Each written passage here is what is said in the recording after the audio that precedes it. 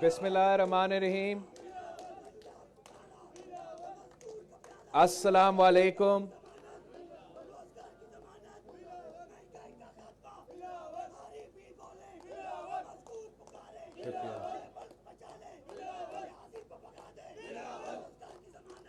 शुक्रिया शुक्रिया शुक्रिया।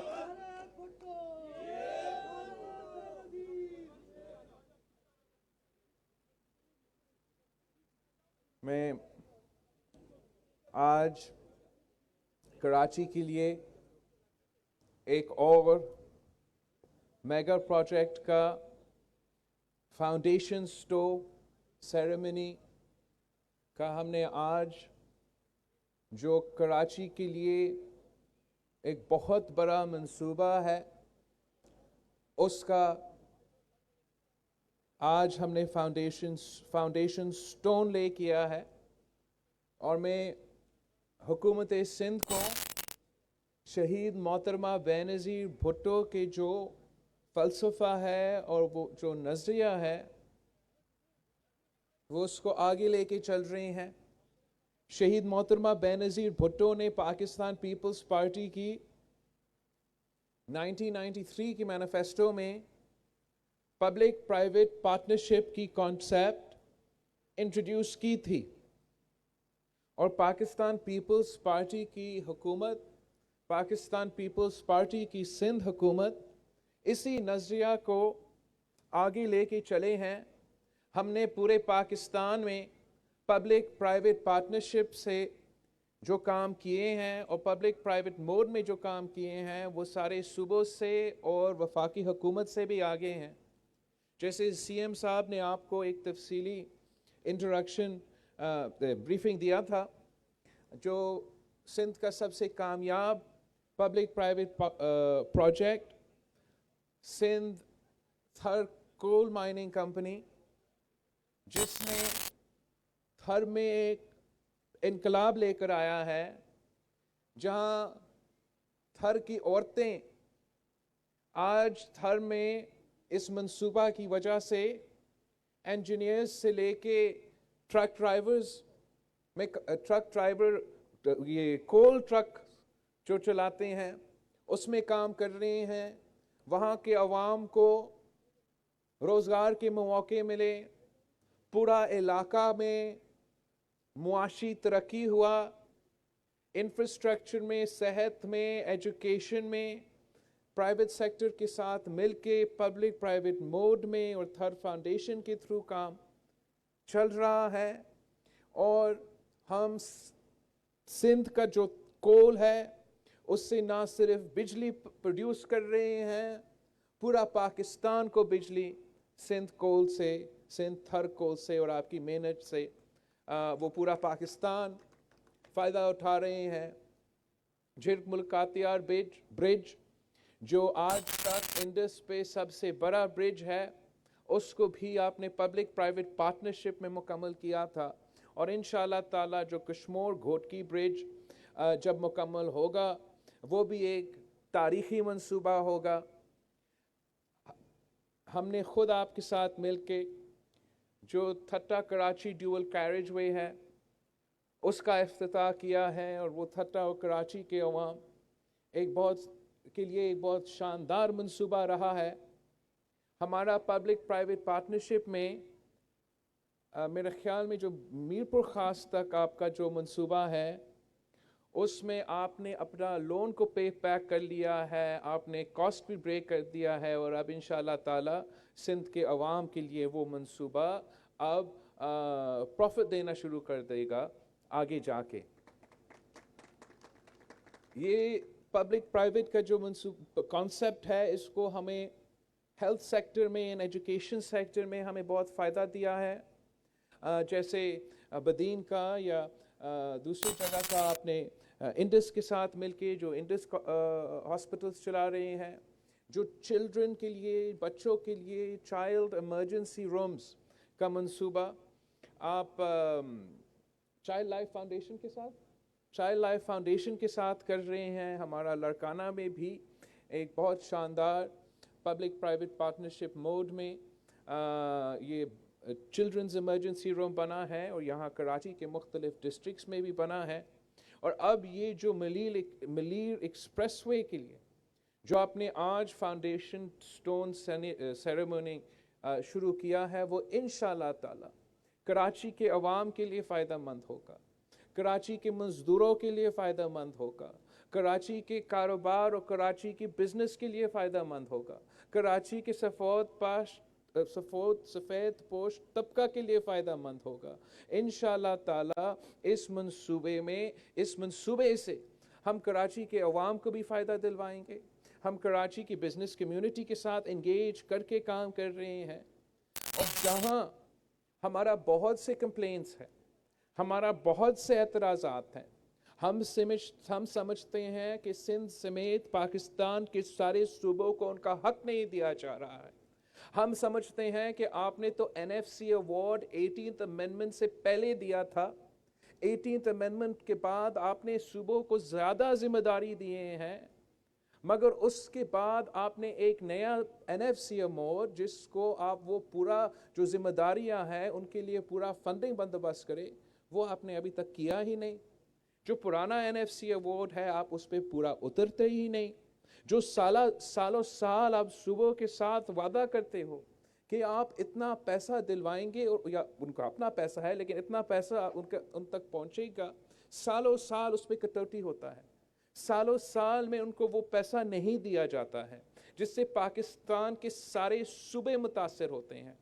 लेकिन जहां हम शिकवा करते हैं, एहतजाज करते हैं और अपने अवाम के हकूक़ के लिए लड़ते रहेंगे, हमने आराम से नहीं बैठा। हमने घर मायूसी में कि हमारे पास पैसा नहीं आ रहा है, वफाक हमारे साथ तावन नहीं कर रहा, हमने अब हमारे अवाम के लिए सॉल्यूशंस निकाले हैं। और उन सॉल्यूशंस में से एक ये पब्लिक प्राइवेट पार्टनरशिप का मंसूबा है, जिससे हम हुकूमत से के जो कम फंड्स हैं उससे ज़्यादा काम निकालते हैं और ज़्यादा फ़ायदा निकालते हैं। मैं उम्मीद रखता हूँ कि जो आपका पब्लिक प्राइवेट पार्टनरशिप का पोर्टफोलियो जो 2018 इलेक्शन के पहले इकोनॉमिस्ट जैसे इंस्टीट्यूशन ने, इंटरनेशनल पब्लिशर ने आपका मेहनत को रिकग्नाइज करते हुए सिंध हुकूमत का पब्लिक प्राइवेट पार्टनरशिप के मंसूबा बंदी को पूरा एशिया में 6th नंबर पे रेट किया है। जैसे हम इस कॉन्सेप्ट को कराची में लेकर आते हैं,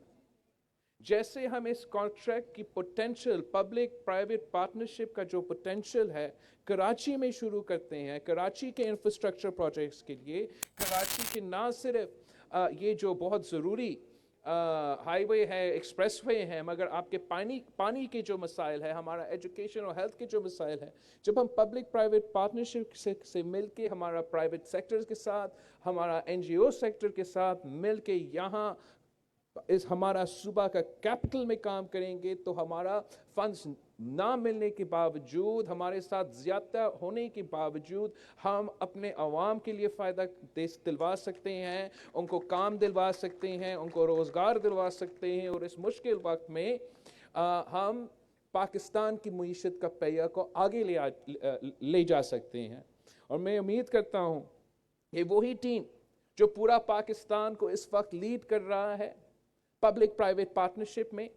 वही टीम जो पूरे पाकिस्तान को रेवेन्यू जनरेशन में इस वक्त लीड कर रहा है, इंशाअल्लाह ताला आप मिल के इस सूबा का पोटेंशियल को अनलॉक करेंगे और अपने वसाइल इस्तेमाल करते हुए, अपने रिसोर्सेज इस्तेमाल करते हुए अपने अवाम को इन मुश्किल हालात में आप रिलीफ दिलवाएंगे। अपने बिजनेस कम्युनिटी को, अपना पूरा मईशत को जो इस वक्त बहुत मुश्किल सूरत हाल का मुकाबला कर रहे हैं, आपकी इस किस्म की मेहनत से हम हुकूमत की ही काम है कि इन मुश्किल हालात में हम ज़्यादा से ज़्यादा काम करें, हम वो काम हुकूमत की तरफ से करें। हम हुकूमत कोशिश करे कि हम प्राइवेट सेक्टर को भी इंकरेज करें, उनको हमारे साथ मिला के काम करें, ताकि हम इस सूबे की जो अवाम है, इनको जो उनका रोज़गार का हक है वो उनको हमें उनको दिलवाना ये ज़िम्मेदारी है। और दिन रात में जानता हूँ कि चीफ मिनिस्टर सिंध साहब और अपने पूरी टीम इस मेहनत में और इस जदोजहद में लगे हुए हैं। ہمارے بدقسمتی یہ ہے کہ وفاق میں ایک ایسا حکومت مسلط کیا ہے جو نہ صرف ناجائز حکومت ہے مگر نالائق اور نااہل بھی ہے، اور ان کا نالائکی کا بوجھ آپ اٹھا رہے ہو، پاکستان کی عوام اٹھا رہے ہیں۔ وہ صرف باتیں کرتے ہیں، مگر اب 3 سال اپروچ ہو رہے ہیں اور سنا ہے کہ وزیر اعظم صاحب اب بھی ٹریننگ پہ ہے۔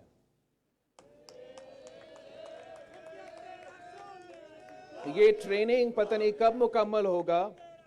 اور یہ ٹریننگ کرتے ہوئے عوام کے ساتھ جو حشر ہونا ہے،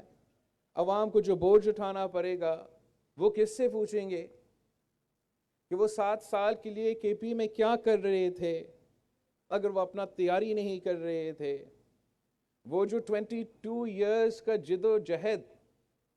جو ہم سنتے آ رہے ہیں، وہ کیا کر رہا تھا اس وقت اگر تیاری نہیں کر رہا تھا؟ آپ نے تو 90 دن میں کرپشن ختم کرنا تھا، آپ نے 90 دن میں، اپنے پہلے 100 دن میں پاکستان کے مشکلات کو ختم کرنا تھا۔ آپ نے 3 سال بعد آپ کہہ رہے ہو کہ ٹریننگ چل رہا تھا۔ یہ پاکستان کے عوام کے ساتھ مذاق ہے، پاکستان کے عوام کے ساتھ مذاق ہے۔ کوئی وجہ نہیں ہے۔ پاکستان میں جو پوٹینشل ہے، پاکستان کے عوام میں اور پاکستان کے اپنے وسائل میں جو پوٹینشل ہے، اگر مائلڈلی کمپٹنٹ ہمارا ایک وزیر اعظم ہوتا، سلائٹلی کمپٹنٹ، اتنا ہم نہیں ریکویسٹ کر رہے، سلائٹلی کمپٹنٹ ہمارا وزیر اعظم ہوتا تو حالات آج ایسے نہیں ہوتے۔ کوئی وجہ نہیں ہے۔ میں سمجھتا ہوں کہ یہ ایک بہت افسوس کی بات ہے کہ آج پاکستان افغانستان اور بنگلہ دیش سے اپنا جی ڈی پی میں اور اپنے ترقی میں ان سے پیچھے ہیں۔ پاکستان کی مہنگائی کا پرسنٹیج ہے، وہ اس میں ہم افغانستان اور بنگلہ دیش سے آگے ہیں، اور یہ صرف اس لیے ہے کہ ہمارا وزیر اعظم میں وہ کیپیسٹی نہیں ہے کہ پاکستان جیسا ملک کو چلا سکے، پاکستان کی جو معاشی پوٹینشل ہے وہ استعمال کر سکے، اور پاکستان کے عوام کو ان مشکل حالات میں یہ پیغام دے، یہ دکھائے کہ پاکستان کی حکومت اور پاکستان کی ریاست پاکستان کے مظلوم اور غریب عوام کے ساتھ کھڑی ہے۔ میں نے ایک کلپ دیکھا تھا کہ ہمارا وزیر اعظم صاحب سے پوچھا جا رہا ہے کہ آپ تو کہتے ہو کہ آپ کا کرنٹ اکاؤنٹ ڈیفیسٹ اور معاشی انڈیکیٹرز بہت اچھے چل رہے ہیں، مگر ہم کیا کہیں ان پاکستانیوں کو جو خودکشی کرنے پر مجبور ہو چکے ہیں، جو اپنا بزرگ و بیماروں کے لیے دوائیوں کا بندوبست نہیں کر سکتے، جو اپنے بچوں کے لیے نہ سکول، نہ کپڑے، نہ پورا وہ اپنا کھانے پینے کا اشیاء کا پورا کر سکتے، جن کا بجلی کا بل ہو، گیس کا بل ہو، وہ کمر توڑ بل جو آ جاتے ہیں، مگر نہ بجلی آتی ہے نہ گیس آتی ہے۔ ہم ان عوام کے لیے ہم کیا کریں؟ آپ کے پاس کیا حل ہے؟ آپ اس وقت کیا کر رہے ہو؟ اور جو وزیر اعظم کے جواب تھا، میں اس کا مخالف ہوتے ہوئے بھی میں شاک تھا، حیران تھا کہ اس ملک کا وزیر اعظم یہ بات کیسے کر سکتا ہے کہ وہ کیا کریں۔ جو بھی مشکل حالات آتا ہے، وزیر اعظم صاحب کا ایک ہی جواب ہوتا ہے کہ میں کیا کروں۔ مجھے یاد ہے ہم پارلیمان میں کھڑے تھے، کشمیر پہ تاریخی حملہ ہوا تھا، پورا پاکستان وزیر اعظم کی طرف دیکھ رہے تھے کہ کشمیر پہ تاریخی حملہ ہوا ہے، ہمارا رسپانس کیا ہوگا، اور وزیر اعظم نے یہی کہا کہ میں کیا کروں۔ اور آج پاکستان کی غریب عوام تاریخی غربت، تاریخی بے روزگاری، تاریخی مہنگائی کا سامنا کر رہے ہیں، اور اس کا وہی جواب ہے کہ میں کیا کروں۔ وزیر اعظم صاحب، اگر آپ کے پاس عوام کے مسائل کا حل نہیں ہے تو آپ یہی کر سکتے ہو کہ استعفی دو، گھر چلے جائے۔ ہمارے پاس حل ہے، ہم جانتے ہیں کہ عوام کو ان مشکل حالات سے کیسے نکالا جا سکتا ہے۔ ہمارا ماضی آپ کے سامنے ہے، ہم نے بھی دنیا بھر کا معاشی بحران کا مقابلہ کیا تھا، ہم نے فائنینشل ریسیشن کا، دو سیلاب کے اور دہشت گردی کا دن رات حملے کا مقابلہ کیا تھا، مگر اس معاشی بحران میں ہم نے ایک دن بھی نہیں کہا کہ ہم کیا کریں۔ ہم نے ایک دن کے لیے بھی اس ملک کے غریب عوام کو لاوارث نہیں چھوڑا تھا۔ یہی تو وجہ ہے کہ چاہے وہ ہمارا زراعت کا سیکٹر ہو، جس کو ہم نے امپورٹ کرنے والے زراعت کا جو سلسلہ چل رہا تھا، اس کو ہم نے تبدیل کر کے ایکسپورٹنگ پہ لے کر آ گئے تھے تاکہ آپ کو کسان خوشحال ہو سکتے تھے۔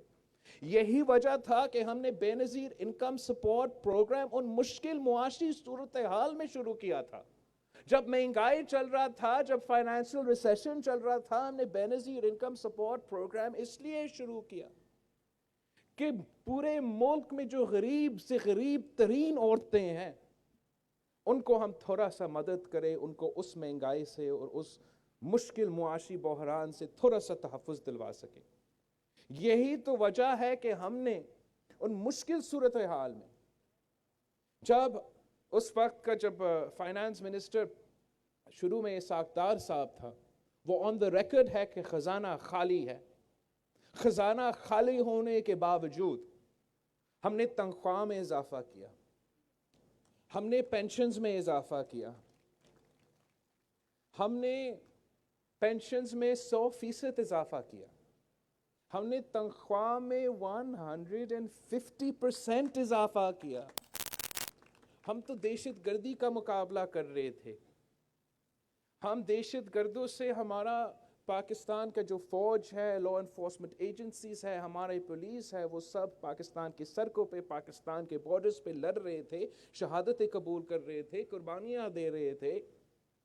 ہم نے ان کو بھی لاوارث نہیں چھوڑا۔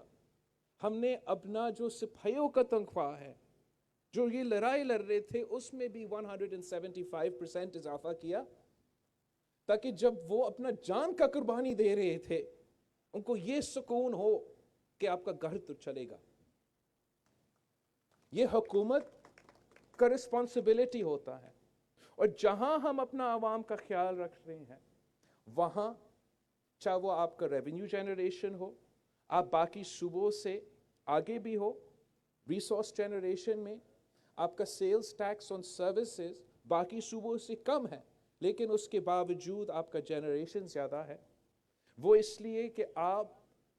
وفاق کی طرح نیب اور بلیک میل اور تشدد اور ظلم سے یہ ریسورس جنریشن کرنے کی کوشش نہیں کرتے ہو، آپ بزنس کمیونٹی کو انکریج کرتے ہو، آپ ان کو اس سسٹم میں لے کر آتے ہو، آپ ان کو انسینٹیوائز کرتے ہو کہ اگر آپ کا سیلز ٹیکس آن سروسز باقی صوبوں سے کم ہوں گے تو ان کا فائدہ میں ہوگا کہ آپ کے ساتھ، آپ کے ہاں وہ کام کرے۔ اور اس طریقے سے آپ نے سالوں سال اضافہ کیا، سالوں سال اپنے ٹارگٹس میٹ کیے، اور جنہوں نے سالوں سال اپنا ٹارگٹ مس کیا ہے، جن کا سالوں سال کا انکمپٹنس کا ریکارڈ ہے، فیلئر کا ریکارڈ ہے، وہ ہمیں لیکچر دے رہے ہیں کہ ہم تو نالائق صوبائی لوگ ہیں جو ریونیو جنریشن نہیں کر سکتے ہیں۔ وہ غیر آئینی قدم اٹھا رہے ہیں اور سمجھتے ہیں کہ وہ صوبے کو پولیس کریں گے۔ وہ دن جب صوبے حساب مانگنے شروع کر دیں گے، آپ کے پاس کچھ نہیں رہے گا۔ آپ کو سارے صوبوں کے ساتھ مل کے چلنا ہے۔ جس طریقے سے عمران کی حکومت عوام کو لاوارث چھوڑتے ہیں، اگر